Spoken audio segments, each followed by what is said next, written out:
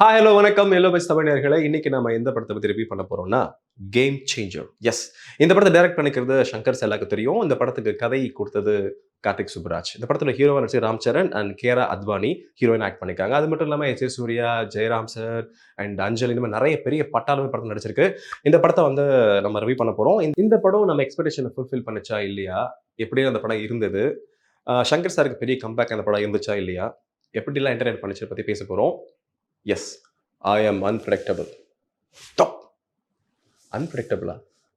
வாங்க பேசலாம்.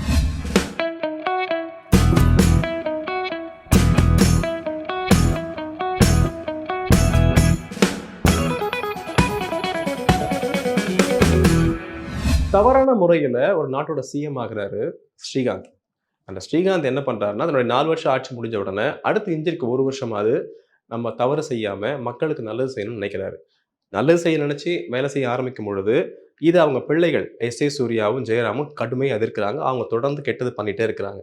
ஒரு கட்டத்தில் சிஎம் சாகடிக்கப்படுறாரு. சாகடிச்ச பிறகு நான் தான் சிஎம், நீ தான் சிஎம் சண்டை போட்டு ஒரு வழியா ஆகிலாம் பிளான் பண்ணும் பொழுது அவர் இறப்பதற்கு முன்னாடி ஒரு வீடியோவை ரிலீஸ் பண்ணிருக்காரு. அந்த வீடியோவை ஸ்ரீகாந்தோடைய விசுவாசி சமுத்திரக்கனி ரிலீஸ் பண்றாரு. அந்த வீடியோல என்ன சொல்லியிருக்காருன்னா, எனக்கு அடுத்த சிஎம் ஆக போறது நேர்மையா இங்க இருக்கிற ஐஏஎஸ் ராம் சரண் தான் அப்படின்னு. ராம் சரணுக்கும் எஸ் ஏ சூர்யாவுக்கும் ஜெயராமுக்கும் ஒரு பெரிய பிரச்சனை வருது, சண்டை போடுறாங்க. கடைசி யார் சிஎம் ஆனாங்க, அவர் சிஎம் ஆக விட்டாரா இல்லையா, இவர் என்ன பண்ணாரு அப்படின்றதுதான் இந்த கேம் சேஞ்சரோட ஒட்டுமொத்த கதை. படத்தோட ஸ்டார்டிங்ல சிஎம் வந்து காமிக்கிறாங்க. அதாவது ஸ்ரீகாந்த் அவர்கள் ஒரு கனவுல இருந்து எந்திரிக்கிறாரு. அவர் கனவு காண்றாரு, நம்ம எது தப்பு பண்ணதை ரியலைஸ் பண்றாரு. யாரோ ஒருத்தர் தப்பு பண்ணதை வந்து போகுது கண்ணில். அதை பார்த்த உடனே ஒரு ஃபீல் ஆகி அழ ஆரம்பிக்கிறாரு. அப்படியே அவருக்கு ஹார்ட் அட்டாக் வருது. ஹாஸ்பிட்டலுக்கு கொண்டு போறாங்க. ஹாஸ்பிட்டல் கொண்டு போற வழியில அவங்க ஆட்சியில் கட்டப்பட்ட மேம்பாலம் உடைஞ்சு விழுது. இந்த மேம்பாலம் உடைஞ்சு விழுந்ததுனால அங்க நிறைய பேர் இறந்து போறாங்க. இவரை கொண்டு போக கூட முடியாம தவிக்கிறாங்க. ஒரு வழியா இவரை வந்து ஸ்ட்ரெச்சர்ல ஏத்திட்டு வந்து கொடையெல்லாம் பிடிச்சி நடத்தியே கூட்டு போறாங்க. அப்ப அங்க இருக்கிற பல கேரக்டர்ஸ் பேசுது வாய்ஸ் ஓவர்ல. இவங்களோட அநியாயமான ஆட்சியில அந்த மேம்பாலம் கூட சரியா கட்ட முடியாம இடிஞ்சு விழுந்திருக்கு. இப்ப பார்த்தோம்னா சிஎம் கூட நடத்தியே கூட்டு போறாங்க. பாத்தீங்களா, இந்த மாதிரி குடும்பம் எங்கேயே பார்க்க முடிஞ்சதா? இதை வந்து அப்படியே வந்து ரியலைஸ் பண்ணி பாக்குறாரு நம்ம சிஎம்மா இருக்கிற ஸ்ரீகாந்த். தென் ஹாஸ்பிட்டல்ல சிஎம் சேர்க்கப்படுறாரு. அங்க வந்து சிஎம்க்கு வந்து ட்ரீட்மெண்ட் கொடுக்குறாங்க. திடீர்னு பார்த்தீங்கன்னா பல்ஸ் இறங்கிடுது. எஸ் ஏ சூர்யா ஜெயராம் பக்கத்துல இருக்காங்க. பல்ஸ் இறங்கி போன உடனே செத்து போயிட்டாரு முடிவு பண்றாங்க. அனௌன்ஸ் பண்ணலான்ற நிலைமையில இருக்கும் பொழுது டக்குன்னு அவருக்கு பல்ஸ்லாம் திருப்பியும் வந்து நார்மல் ஆகுது. திருப்பி பொழைச்சிக்கிறாரு. மறுபடியும் என்ன பண்றது புரியாம அப்படியே நிக்கிறாங்க. அதுக்கப்புறம் கட் பண்ணா நம்முடைய மாஸ் ஹீரோ ராம் சரணோட என்ட்ரி. அதாவது ஒரு ட்ரெயின்ல போயிட்டு இருக்காரு, டிராவல் ஆயிட்டு இருக்காரு. அவரை வந்து கொலை பண்றதுக்காக ஒரு குரூப் வருது. குரூப் வந்து ட்ரெயினுக்குள்ள ஏறி ட்ரெயினை ஸ்டாப் பண்ணி அவரை வெளியே இறக்குறாங்க. இறக்குன உடனே அவர் செம்ம அடி அடிக்கிறாரு. எல்லாரையும் போட்டு அடிச்சு பின்னி, யார் அவங்கள வர சொன்னது, அவனை வர சொல்றா, அவன் வரலன்னா உங்க எல்லாரையும் தண்டவாக்கில் போட்டு சாவடிச்சுன்னு சொல்றாரு. அவனுக்கு ஃபோன் போட்டா உடனே அவரும் வராரு. ஹெலிகாப்டர் பறந்து வர்றாரு.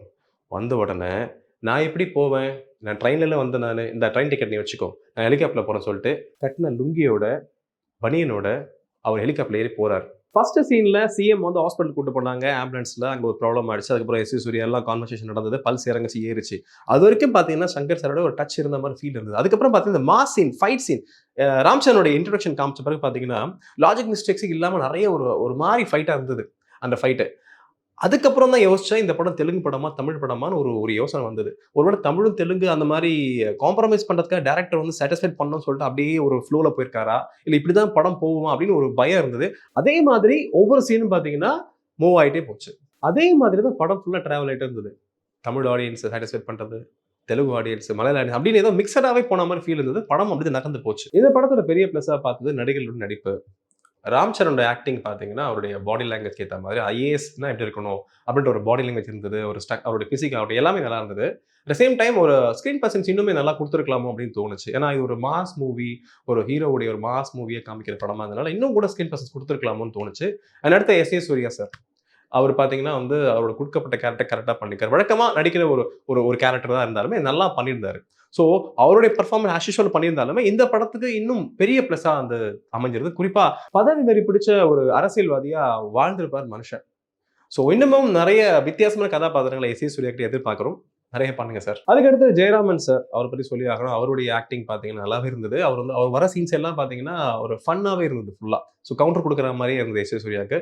ரொம்ப நல்லா பண்ணியிருந்தாரு. தென் அஞ்சலி கேரக்டர் ஆகட்டும், சுரல் கேரக்டர் ஆகட்டும், மத்த எல்லா கேரக்டரும் பார்த்தீங்கன்னா, ஒரு சப்போர்ட்டிங் ஆர்டிஸ்ட்டா தான் எல்லாமே இருந்தாங்க. ஒட்டுமொத்தமா பார்க்கும்போது 70% மேல பார்த்தீங்கன்னா, எஸ்.ஏ. சூர்யா அவர்களும், ராம் சரண் தான் ஃபுல்லா ஸ்கிரீன ஆக்குபை பண்ணியிருந்தாங்க. மத்த கேரக்டர்ஸ்லாம் சப்போர்ட்டிங்கா தான் டிராவல் ஆயிட்டு இருந்தது. அண்ட் இந்த படத்துல வந்து கேமரா அவரு நம்ம திரு சார் பண்ணியிருந்தாரு. திரு சாருடைய டிஓபியோட சங்கர் சாருடைய அந்த மேக்கிங்கோட பார்க்கும்பொழுது, எல்லா விஷுவல்ஸும் படம் ஃபுல்லா பிரம்மாண்டமா நல்லா பார்க்கறதுக்கு நல்லா அழகா இருந்தது.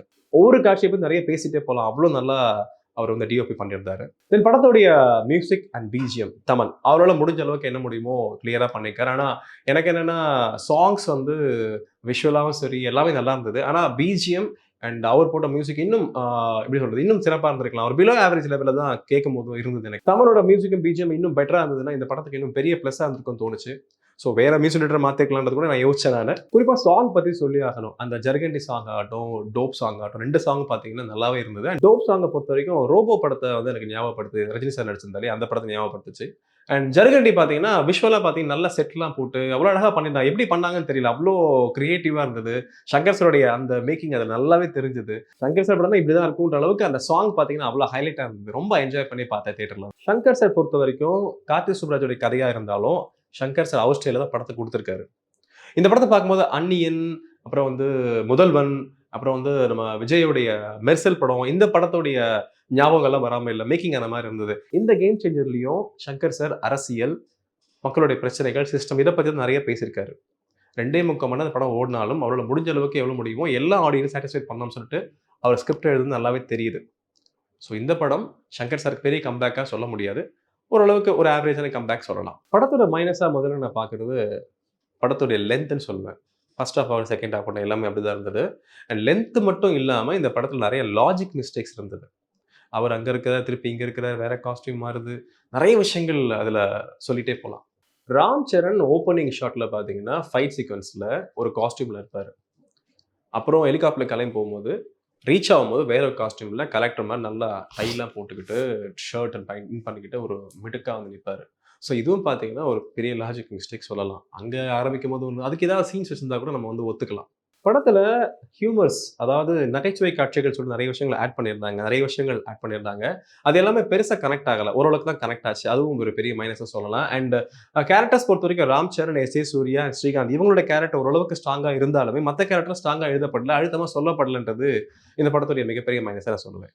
அஞ்சலி கேரக்டர் பொறுத்தவரைக்கும் ஒரு அழுத்தமான ஒரு கேரக்டர். அம்மா கேரக்டர் இது. சங்கர் சாருடைய பழைய படங்கள் எடுத்துக்கிட்டீங்கன்னா, அந்நியன் ஆகட்டும், ஜென்டில்மேன் ஆகட்டும், இந்த படங்கள்ல ஃபிளாஷ்பேக்ல பார்த்தீங்கன்னா, ஒரு நல்ல ஒரு எமோஷனல் கனெக்ட் இருக்கும். அதுல வர கேரக்டர் எல்லாம் பார்த்தீங்கன்னா, ரொம்ப அழுத்தமா, திருத்தமா இருக்கும். ஆனா இந்த படத்துல இந்த கேரக்டர் கடைசில செத்தே போனாலும், நமக்கு வந்து பெருசா எமோஷனல் கனெக்ட் ஆகாததும் கொஞ்சம் கஷ்டமா தான் இருந்தது. சுனில் சார் கேரக்டர் பத்தி சொல்லி ஆகணும். ஒரு தபாலி கேரக்டரா வராரு. அவரு கவர்ன்மென்ட் சர்வென்ட்டா வராரு. ஆனா அவர் சைடு சத்யான்னு ஒரு கேரக்டர் வராரு. சைடாவே நடப்பார், சைடாவே போறவர் அப்படின்ற மாரி ஒரு ஹியூமரஸா சொல்லியிருந்தாங்க. அதுவுமே சுத்தமா கனெக்ட்டே ஆகல. எஸ்.ஏ. சூர்யா கேரக்டர்லயும் பார்த்தீங்கன்னா, ஒரு முன்னுக்கு பின் முரணா இருந்தது. ஒரு சீன்ல பார்த்தீங்கன்னா, பணத்தோட அருமை தெரியுமா? அதெல்லாம் தரமாட்டேன், பணம் தரமாட்டேன்னு சொல்லுவாரு. ஒரு சீன்ல பார்த்தீங்கன்னா, பணத்த கட்டு கட்டா வச்சு தண்ணீல போட்டு முக்கி முக்கி விளையாண்டுருப்பாரு. இதுல இருந்தே உங்களுக்கு தெரிஞ்சுக்கலாம், அந்த கேரக்டரும் பார்த்தீங்கன்னா, இன்னும் கொஞ்சம் சரியா எழுதப்படலாம் அப்படின்னு. படத்துல வசனங்கள் நெறைய வருது. ஸோ இன்ஃபர்மேஷன் குடுக்குற வசனம் நெறைய வருது. நல்லாவே இருக்கு. ஆனா, நகைச்சுவை பார்ட் வரும்பொழுது பார்த்தீங்கன்னா, சுஜாதாவும் பாலகுமாரனும் மிஸ் ஆகுறாங்களோ அப்படின்ற ஒரு ஒரு வேதனை சங்கர் சாருடைய அந்த மேக்கிங்ல நல்லாவே தெரியுது. சங்கர் சார்கிட்ட எனக்கு ஒரு கேள்வி உண்டு. அதாவது சார் வந்து இப்ப பார்த்தீங்கன்னா லஞ்சம், மக்கள் பிரச்சனைகள், அரசியல் இது பத்தியே எடுத்துட்டு இருக்காங்க. ஒரு சேஞ்ச் ஓவரா காதலன், பாய்ஸ் இந்த மாரி படங்கள் ஏன் கொடுக்கக்கூடாதுன்றது எனக்கு ரொம்ப நாளா இருக்கிற ஒரு மைண்ட் வாய்ஸ். அந்த மாரி படங்களும் சீக்கிரம் குடுக்கணும் சார் நீங்க. மொத்தத்துல இந்த கேம் சேஞ்சர் ஃபர்ஸ்ட் ஹாஃப் கொஞ்சம் லேகா இருந்தாலும், செகண்ட் ஹாஃப் வந்து கொஞ்சம் ட்விஸ்ட்லாம் குடுத்து அப்படி இப்படி முடிச்சாலுமே, ஆனா பல இடங்கள்ல சுவாரஸ்யப்படுத்த தவறியதனால என்ன பொறுத்தவரைக்கும் இந்த படம் ஒரு ஆவரேஜான என்டர்டெய்னர் தான். ஸோ படம் தியேட்டர்ல போய் பாருங்க, என்ஜாய் பண்ணுங்க. இந்த படத்துக்கு யுஎன்ஏ சர்டிஃபிகேட் குடுத்திருக்கிறதுனால 14 வயதுக்கு உட்பட்ட குழந்தைகள் இந்த படத்த பார்க்கக்கூடாதுன்றது ரூல்ஸ். அதனால அத மட்டும் ஃபாலோ பண்ணிக்கங்க. ஃபேமிலியா போகும்போது கொஞ்சம் கன்சிடர் பண்ணிட்டு அந்த படத்த போய் பாருங்க. இதுவரைக்கும் கேம் சேஞ்சர் படத்த பத்தி நெறைய பேசணும். இன்னும் நெறைய படங்கள பத்தி ரிவ்யூ பண்ணுவோம். நானும் வெயிட் பண்ணிட்டு இருக்கேன். தொடர்ந்து பாருங்க. உங்களுடைய கமெண்ட்ஸ போடுங்க.